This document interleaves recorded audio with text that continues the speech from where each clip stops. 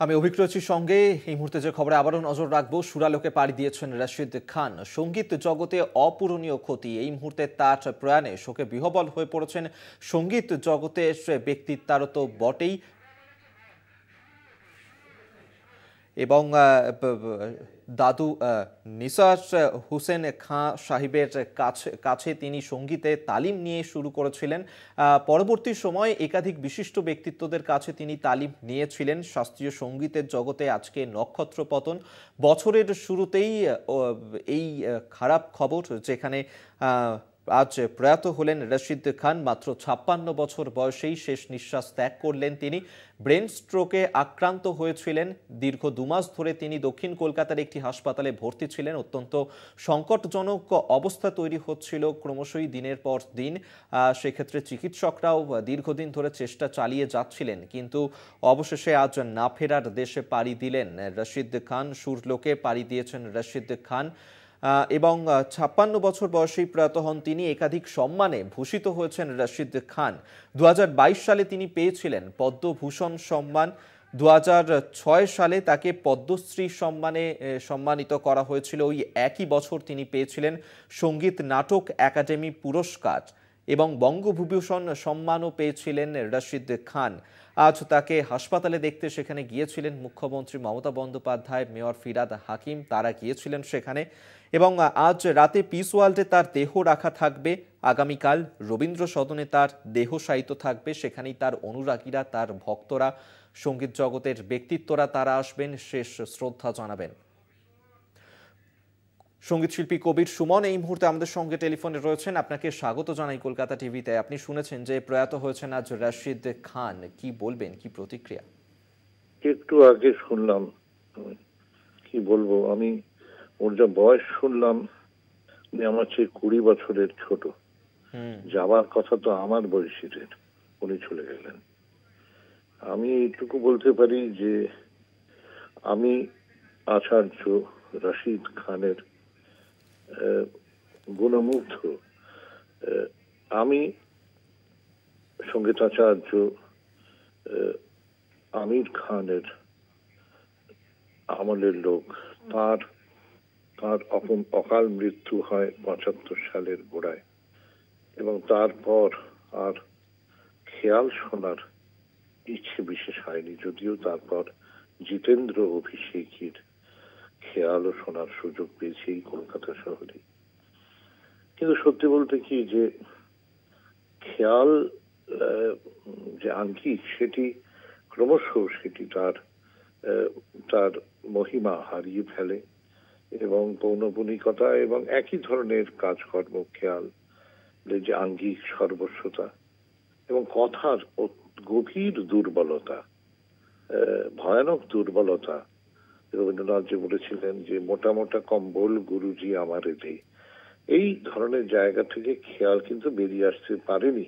আমি এইখানে একটা বাংলা ভাষী মানুষ হিসেবেও কথা বলছি, মাননীয় বন্ধুরা, যে রবীন্দ্রনাথ যে বলেছিলেন যে কথার একটা দাবি আছে সুরের কাছে, সুরেরও একটা দাবি আছে কথার কাছে। গান যখন হয় তখন সুর চায় কথা আসুক, উপযুক্ত কথা আসুক। এটা আমি প্যারাফ্রেজ করে বললাম। রবীন্দ্রনাথের এটাই ছিল বক্তব্য, যে কথা যথেষ্ট গুরুত্ব না থাকলে সুর হাওয়ায় ভেসে যায়, আবার সুরের গুরুত্ব না থাকলে কথা হয়ে পড়ে নিতান্তই কথার কথা। কাজেই খেয়াল আঙ্গিকটা কোনোদিনই কিন্তু কথার রাজ্যে সেভাবে প্রবেশ করতে পারেনি। কেউ কেউ বলবেন কথার প্রয়োজন কি?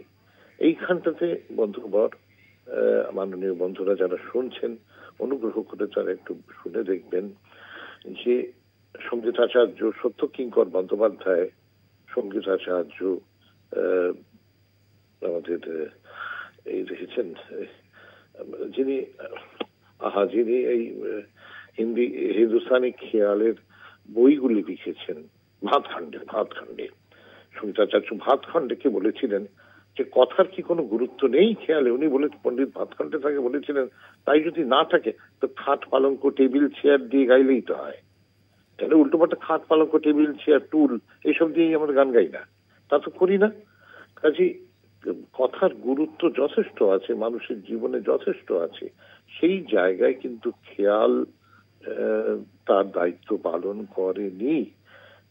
ফলে খেয়ালের সঙ্গে সাধারণ মানুষের দূরত্ব বেড়ে গেছে, ক্রমশ কমেনি। এর মধ্যে থেকেও কিন্তু আচার্য রাশিদ খান তার খেয়ালকে হৃদয়গ্রাহী করে তুলতে পেরেছিলেন তার গাওয়ার গুণে এবং তার কণ্ঠের ধ্বনির গুণে। জার্মান ভাষায় একটা কথা আছে, der Ton macht die Musik। ধ্বনি সঙ্গীতটাকে তৈরি করে। এবং হিন্দুস্তানিতে আমরা শুনি, এটা প্রায় লোকে বলে কি আওয়াজ হ্যায়, কি আওয়াজ। আওয়াজ কি? কাজী রাশিদ খান সাহেবের গলার যে আওয়াজ ছিল, সে ছিল বড় বড় মনোরম এবং বড় ব্যক্তিত্ব সম্পন্ন, সুর ও সমৃদ্ধ এবং ব্যক্তিত্ব সম্পন্ন। এটা ছিল তার বড় গুণ। কাজেই তার গান আমি শোনার চেষ্টা করেছি, এখনো সুযোগ পেলে শুনি এই ইউটিউবে। এবং আমার মনে হয় সত্যি সত্যি একটা বড় ক্ষতি হয়ে গেল। দেখুন, আচার্য রাশিদ খান কিন্তু আমাদের বাংলারই লোক হয়ে গিয়েছিলেন। উনি বাংলারই লোক, এখানেই থাকতেন। আমি যেখানে থাকি শুনেছি তার বসত বাড়ি এখান থেকে বেশি দূর না, কাছাকাছি মধ্যেই। আমি যদিও কোনোদিন তার বাড়িতে যাইনি, তিনিও আসেননি। তার সঙ্গে আমার সেরকম সাক্ষাৎ পরিচয়ও ছিল না, কিন্তু আমি তার গুণমুগ্ধ এবং একটা বড় ক্ষতি হয়ে গেল আমাদের সঙ্গীতের। সুমনবাবু, আপনি নিজেও বাংলার খেয়াল নিয়ে কাজ করছেন, সেক্ষেত্রে রশিদ খান আপনিও বললেন তার গুণগ্রাহী ছিলেন, তার এই চলে যাওয়া কিভাবে দেখছেন? আমার খুব ইচ্ছে ছিল, গোপন ইচ্ছে ছিল, কিন্তু আমি খুব ছোট মাপের লোক। আমি কি করে আচার্য রাশিদ খানকে গিয়ে বলবো যে ভাই সাহেব, আমি এই বাংলা খেয়াল গান তৈরি করছি, একটু শুনে দেখবেন যে আপনার কি গাইতে ইচ্ছে করবে। যদি উনি গাইতেন লোকে শুনতো। আমি তো ভালো গান গাইতে পারি না ভাই কোনোদিনই। আমি সঙ্গীতটা তৈরি করছি। আমি খুব খুব মন চাইতো, কাউকে বলতে পারিনি যে যদি রাশিদ খান সাহেব আমার বেশ কিছু গান আর কি করে খেয়াল গান, আমার হয় মানুষ শুনতেন। এটা ক্ষতি। ধন্যবাদ আপনাকে। সঙ্গীত শিল্পী কবির সুমন আমাদের সঙ্গে টেলিফোনে ছিলেন।